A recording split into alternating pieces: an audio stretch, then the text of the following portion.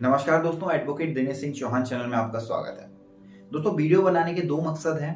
पहला मकसद ये है कि जो बिहार सरकार के द्वारा पिटीशन फाइल की गई थी माननीय सुप्रीम कोर्ट में, जिसमें ये बोला गया था कि बीएड वालों को एलिजिबल रखा जाए वर्ग 3 के लिए, तो उसकी जो भी प्रोसेस है वो क्या फाइनलाइज हुई है, ये जानकारी देने के लिए ये वीडियो बनाया जा रहा है। क्योंकि बहुत से यूट्यूब चैनल में ये बता दिया जा रहा है या बहुत से न्यूज़ चैनल में तक ये बताया जा रहा है कि बिहार सरकार की जो पिटीशन है उसे खारिज कर दिया गया है।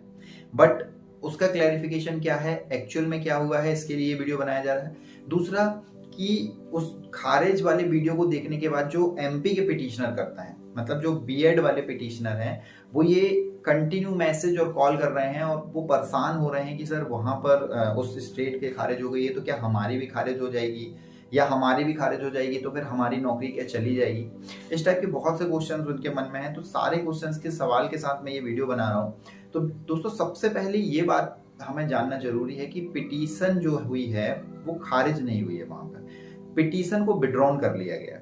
अब विड्रॉन करने की क्या मीनिंग होती है मैं आपको बताता हूँ। किसी भी केस में जब कोर्ट को ये लगता है कि जो पिटीशनर है जिसने पिटीशन फाइल की है, उसकी जो पिटीशन है, उसके जो मुद्दे हैं उसे हम फुलफिल नहीं कर सकते हैं या उन्हें हम ज्ञान में नहीं ले सकते हैं, तो या तो हम उसकी पिटीशन को खारिज कर सकते हैं या तो वो व्यक्ति अपनी पिटीशन को वापस ले ले। तो यदि व्यक्ति जो पिटीशनर है वो व्यक्ति पिटीशन को वापस ले लेता है तो उसे कहते हैं अपनी पिटीशन को विड्रॉन कर लेना, जो कि बिहार सरकार ने किया है। पिटीशन विड्रॉन कर लेने से ये हो जाता है कि हम नए मुद्दों के साथ अगेन अपनी पिटीशन फाइल कर सकते हैं। लेकिन अगर पिटीशन खारिज हो जाती तो फिर प्रॉब्लम बढ़ सकती थी। तो बिहार सरकार ने यहाँ पर अपनी पिटीशन को किया है विड्रॉन, ना कि हुई है उनकी पिटीशन खारिज। पहला जवाब। दूसरा जवाब कि उस जो पिटीशन को विड्रॉन कर लेने से हमारे एमपी के पिटीशन कर्ता के ऊपर क्या होगा या हमारी पिटीशन का क्या होगा जो एमपी हाई कोर्ट में अभी जो पेंडिंग है। तो दोस्तों, मैं आपको ये बता दूं कि उस पिटीशन का हमारी पिटीशन से कोई लेना देना नहीं होगा। उसका रीजन है, बिहार सरकार ने जो पिटीशन फाइल की थी वो ये इसलिए की थी कि एलिजिबिलिटी जो है वो बीएड वालों को रहने दिया जाए वर्ग 3 में। और हमारी पिटीशन ये है कि जो भी आपका नियम है उसे आप फॉलो करिए, बट उसके पहले की वैकेंसीज पे आप उसे इम्प्लीमेंट मत करिए। मतलब कि जो हमारे बीएड वालों को वर्ग 3 की ज्वाइनिंग दे दी गई है, 6-8 महीने हो चुके हैं, किसी को 4 महीने, किसी को 5 महीने, किसी को 6 महीने, तो आप उनकी नौकरी से उन्हें वापस मत निकालिए जस्ट बिकॉज कि सुप्रीम कोर्ट ने ये कह दिया है कि आप एलिजिबल नहीं हैं, तो आप उन्हें नौकरी से वापस मत निकालिए। हमारी पिटीशन बस इतनी है। तो अपनी इस पिटीशन का उस पिटीशन से कोई लेना देना नहीं है, एक बात। दूसरी बात, यदि ऐसी पिटीशन की बात हम करें कि यदि सर पिटीशन खारिज हो जाती है, तो देखिए सबसे पहली बात तो ये है कि हमारी पिटीशन का खारिज होने के चांसेस बहुत कम इसलिए हैं क्योंकि हम किसी के अगेंस्ट नहीं जा रहे हैं। ना ही हम सुप्रीम कोर्ट के अगेंस्ट जा रहे हैं, ना ही हाई कोर्ट के अगेंस्ट जा रहे हैं, ना ही हम एमपी गवर्नमेंट के अगेंस्ट जा रहे हैं। हर स्टेट गवर्नमेंट के पास संविधान से दिया हुआ पावर है कि वो अपनी शिक्षा से रिलेटेड नियम बना सकती है, जो कि इसे संवर्ती सूची में दिया है।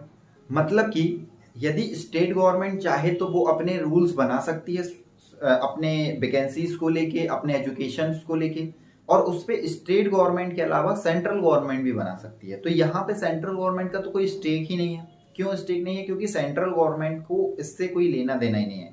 यहाँ पर बात हो रही है कि स्टेट गवर्नमेंट ने एक वैकेंसी निकाली, स्टेट गवर्नमेंट ने जिस नियम के अकॉर्डिंग वैकेंसी निकाली, लोगों ने उसके नियम के अकॉर्डिंग ही भरा। यदि स्टेट गवर्नमेंट वहां पर ये बोल देती कि बीएड वाले एलिजिबल नहीं है वर्ग 3 भरने के लिए, तो बीएड वाले नहीं भरते। अब जब स्टेट गवर्नमेंट ने ये नियम दिया था कि वर्ग 3 के लिए बीएड वाले एलिजिबल हैं, तो बीएड वालों ने फॉर्म भरा है, उसमें नंबर लेके आए और अब वो वैकेंसी में ज्वाइनिंग भी कर चुके हैं। लेकिन अब अगर माननीय सुप्रीम कोर्ट ये बोल रहे हैं कि नहीं, आपको ऐसा नहीं करना है, आपको हटाना है, हम सुप्रीम कोर्ट की बात को मानने को एग्री हैं। अब जो वैकेंसी जो 2023 का हमारे यहाँ कैलेंडर डाला हुआ है, आप देख सकते हैं नोटिफिकेशन कैलेंडर, अभी भी लिखा हुआ है कि बीएड वाले जो हैं वो वर्ग 3 के लिए एलिजिबल है। आप इसको हटा दीजिए और आने वाली वैकेंसीज पे इसे इम्प्लीमेंट कर दीजिए, हमें कोई दिक्कत नहीं है।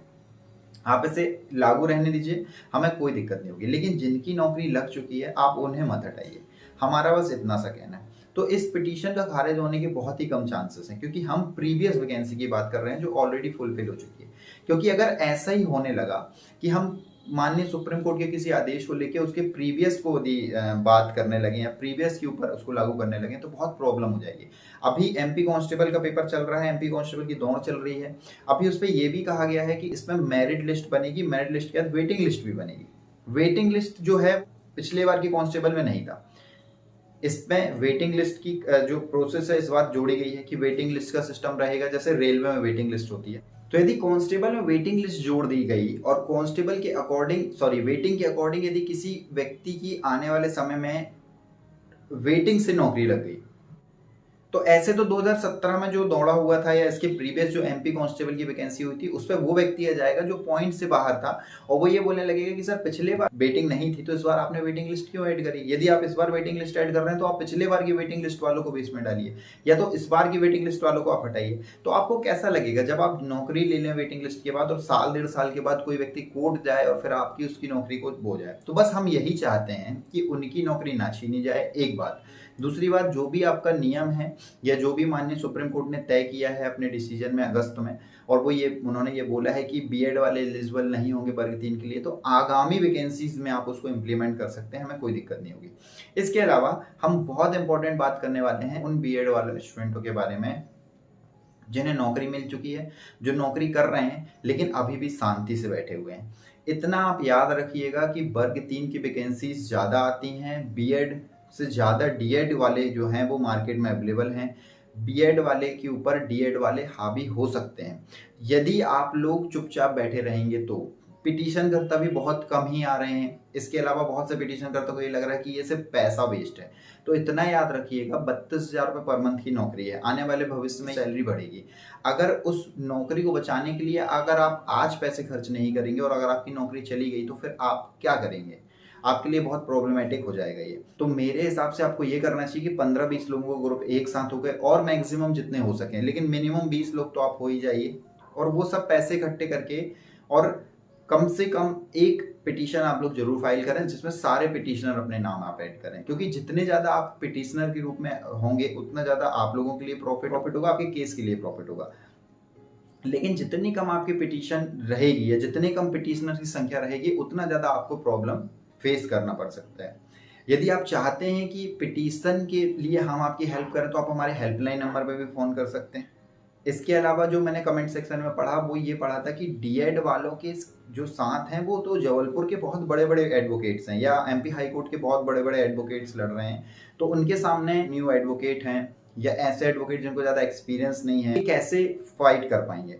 तो गाइस मैं आपको ये चीज़ बता दूं कि कभी भी इस गलती में मत रहिएगा कि किसी बड़े लॉयर को कर लेने से हम उस केस को जीत ही जाएंगे, क्योंकि अगर ऐसा ही होने लगता ना तो कभी कोई अमीर आदमी या कोई बड़ा व्यक्ति या जो पावरफुल व्यक्ति होते हैं उनके ऊपर कभी केस ही नहीं होते, या केस होते भी तो उन्हें कभी जेल नहीं जाना पड़ता। लेकिन सारी चीज़ें जो होती हैं वो बड़े एडवोकेट छोटे एडवोकेट से नहीं होती है। चीज़ें जो होती हैं वो होती हैं केस के पॉइंट्स के ऊपर कि आपका केस कैसा है। केस में दम है तो आप जीत जाएंगे, 100% की आप जीत जाएंगे। और यहाँ पर भी हम वही कर रहे हैं।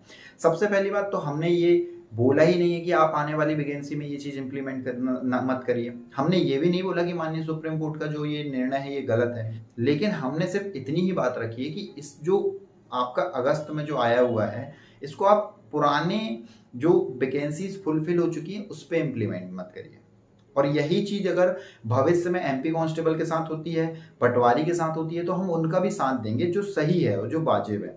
तो मैं उन बीएड वालों को ये बात बताना चाहता हूँ या उन बीएड वालों को ये बोलना चाहता हूँ कि अगर आप अभी भी बैठे बैठे ये सोच रहे हैं कि आपके बिना आए ये चीज़ें क्लियर हो जाएंगी या आप बैठे रहेंगे या आप केस ऑलरेडी हार चुके हैं, सुप्रीम कोर्ट के अगेंस्ट कौन जाएगा, और आपको फाइट करना ही चाहिए क्योंकि आपकी नौकरी का सवाल है, जो नौकरी आपको मिल चुकी है। और एक चीज़ और मैं आपको बता दूं, यदि आपके पास अभी नौकरी है, आप अभी पिटीशन फाइल करते जाएंगे, जितना लंबा आपका केस चलेगा ना आपकी नौकरी उस समय तक बनी रहेगी। लेकिन अगर केस आपके अगेंस्ट हो गया और एमपी गवर्नमेंट ने आपको नौकरी से निकाल दिया, फिर आप केस लड़ते भी रहेंगे तो आप बिना नौकरी के केस लड़ेंगे, आपके पास उस समय नौकरी नहीं रहेगी। तो अभी भी वक्त है, पिटीशनर बन जाइए। जितने ज़्यादा आप पिटीशनर होंगे उतना ज़्यादा आपके लिए प्रॉफिट होगा। यदि आपके पास अच्छे एडवोकेट्स हैं आप खुद अफोर्ड कर सकते हो। मैं ये बिल्कुल भी नहीं बोल रहा हूँ कि आप एडवोकेट चौहान जी को ही अपॉइंट करिए। आपके ऐसा लगता है कि आप लोगों के पास 20-25 के ग्रुप में बहुत सारे पैसे हो गए हैं, आप किसी बड़े एडवोकेट को कर सकते हैं तो बिल्कुल करिए, लेकिन पिटीशन फाइल करिए। और अगर आपको ऐसा लगता है कि एडवोकेट चौहान जी आपका केस लड़ सकते हैं या एडवोकेट चौहान जी आपको जीत दिला सकते हैं तो भी आप ऐसा कर सकते हैं। इसके अलावा यदि आप पिटीशन में फेल हो जाते हैं तो क्या होगा, और बिहार की पिटीशन क्यों फेल हुई। क्या रीजन था कि बिहार को जो अपनी पिटीशन है उसको विड्रॉन करना पड़ा। तो उसके लिए मैं आपको बता दूं कि बिहार गवर्नमेंट की सबसे बड़ी गलती ये थी कि बिहार गवर्नमेंट ने ये बोल दिया कि आप सर एलिजिबल रख लीजिए बीएड वालों को फॉर वर्ग 3 के लिए, जबकि उन्हें ये बोलना था कि सर ये जो अधिकार है ये हमारा है, हम स्टेट गवर्नमेंट को संविधान के द्वारा ये अधिकार दिया गया है कि हम उसमें अपने नियम बना सकते हैं, हम शिक्षा से रिलेटेड अपने नियम बना सकते हैं। तो ये संविधान से जब हमारा अधिकार है तो हम उसमें नियम बना सकते हैं, और इसके अलावा हम सेंट्रल गवर्नमेंट को भी अधिकार है कि वो उस पर नियम बनाए। लेकिन इसका अधिकार तो सिर्फ हमें है ना कि हम उस पर नियम बनाएं।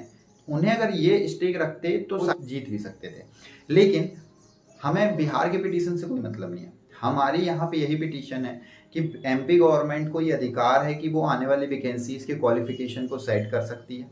आज एमपी कांस्टेबल भर्ती का जो मिनिमम क्वालिफिकेशन है वो 10th है, रेलवे की ग्रुप डी का जो मिनिमम क्वालिफिकेशन है वो 10th है, लेकिन 2011, 12, 8, 9 के समय ये मिनिमम क्वालिफिकेशन 8th हुआ करता था। तो इसको गवर्नमेंट ने बढ़ा के आगे कर लिया, क्योंकि संवर्ती सूची के अकॉर्डिंग उन्हें अधिकार था कि वो अपनी वैकेंसीज को अपने जो एजुकेशन सिस्टम को, अपने एजुकेशन के लेवल को बढ़ा या घटा सकता है।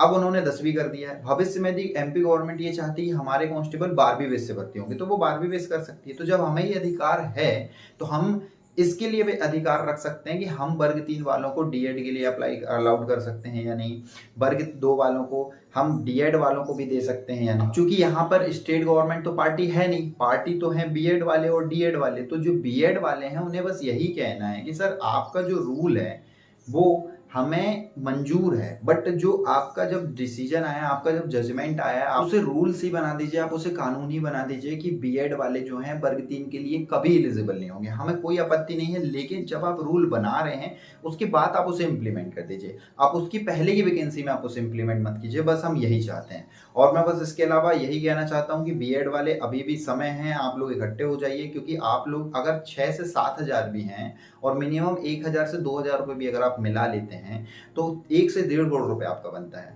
मात्र 2,000 रुपये, 32,000 रुपये पर मंथ की आपकी नौकरी है, मात्र 2,000 रुपये खर्च हो रहे हैं। 2,000 रुपये खर्च होने के बाद भी अगर आप देखें तो 1.5-2 करोड़ रुपए आपके बनते हैं। 1.5-2 करोड़ रुपए में आप आराम से बड़े अच्छे लॉयर के साथ भी आप हाई कोर्ट जा सकते हैं। यदि आप इकट्ठे नहीं हो पा रहे हैं तो आप, ऐसा नहीं है कि किसी छोटे एडवोकेट को कर लेंगे तो आप केस हार जाएंगे। इसके अलावा बीएड से रिलेटेड, आपके पिटीशन से रिलेटेड, यदि आप नए पिटिशनर बनना चाहते हैं उससे रिलेटेड किसी भी प्रकार का कोई क्वेश्चन है या कोई आप हेल्प चाहते हैं तो डिस्क्रिप्शन में नंबर दिया हुआ है, आप उस पर कॉल कर सकते हैं। इसके अलावा आगे की कार्यवाही के लिए मैं समय समय पर वीडियो लाता रहूँगा, लेकिन मैं बस आप लोगों से यही कहना चाहता हूँ लास्ट टाइम कि आप लोग अपने हक के लिए लड़ना सीख लीजिए। अभी और आने वाले समय यही होने वाला है कि जो व्यक्ति अपने हक के लिए लड़ लेगा वही व्यक्ति गवर्नमेंट जॉब पा सकता है या वही व्यक्ति जीवित रह सकता है। समय के हिसाब से अब बहुत सारी चीज़ें चेंज हो गई हैं, बैठे रहने से कुछ नहीं होगा। आगे आइए, पिटिशनर करता बनिए या फाइट करिए। जरूरी नहीं है कि हमारे साथ ही फाइट करिए, किसी भी एडवोकेट को लीजिए, फाइट करिए, लेकिन करिए। इसके अलावा बीएड और डीएड और किसी भी लीगल अपडेट के लिए आप हमारे चैनल को सब्सक्राइब कर सकते हैं और बेल आइकन को प्रेस कर सकते हैं। मनोबल बनाए रखिए, ख्याल रखिए अपना, अपने हक के लिए लड़ना सीखिए। मिलते हैं हमारे नेक्स्ट वीडियो में, तब तक के लिए जय हिंद।